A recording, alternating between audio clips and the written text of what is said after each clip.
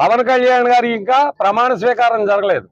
Party అధికారికంగా ప్రమాణ స్వీకారం చేయకుండానే గుళ్ళు కోసం దెబ్బలాడుకునేటువంటి దుర్భిక్షమైనటువంటి పరిస్థితి ఈ యొక్క మండలంలో, ఈ తాటిపత్తి గ్రామంలో వచ్చిందని సవినయంగా మీకు ఈ యొక్క నియోజకవర్గ ప్రజలందరికీ కూడా సవినయంగా తెలియజేస్తూ ఉన్నాం. మన వర్మ గారి మీద రాత్రి వనుపూడిలో జరిగినటువంటి దాడి కూడా ఇదే విధంగా జనసేనలో కొంతమంది వ్యక్తులు కలిసి ఇందులోనే గ్రూపుల కింద చేరి ఈ విధంగా కష్టపడి పనిచేసినటువంటి వాళ్ళ మీద తెరబడ్డం, వాళ్ళని కొట్టడం, వాళ్ళ యొక్క దుశ్చర్య దమనకాండని అంతా కూడా చూస్తూ ఉన్నారు.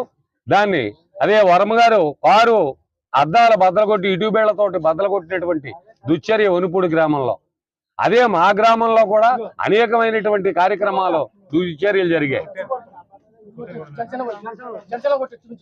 ఇప్పుడు ఇదే పొద్దుట ఇక్కడ కూర్చొని కమిటీ తాళాలు ఇస్తున్నారని నిన్న చెప్పడం జరిగింది. దానికి ఏ విధంగా జరుగుతుంది, ఏం చేద్దామని మేము ఇక్కడ సామరస్యంగా శాంతిపూర్వకం కొట్టడం జరిగింది.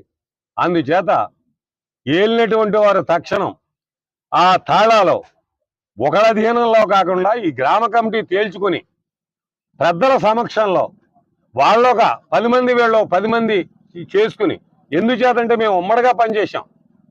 మేము జనసేన పవన్ కళ్యాణ్కి 100కి 150% ఓట్లు వేసాం. ఈవేళ మమ్మల్ని కాదని చేసేది ఏమీ ఉండకూడదు.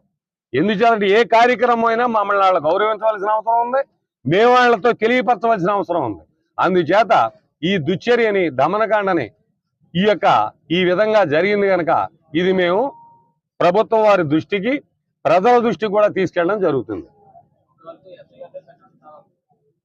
అంతవరకు కూడా ప్రభుత్వం వారి అధీనంలో కానీ ఇక్కడ ఉన్నటువంటి గ్రామ పెద్దలు ఎవరైనా ఏ పురోహితుడి యొక్క ఆ ఆధ్వర్యంలో ఉన్నా మాకేం అభ్యంతరం లేదు. ఎస్ఐ గారి ఆధ్వర్యంలో స్టేషన్లో ఉండేవాడి తాళాలు అవి తేలిన తర్వాత అప్పుడు ద్వారం ఓపెన్ చేయడం, అప్పుడు కార్యక్రమాలు జరగడం జరుగుతుంది.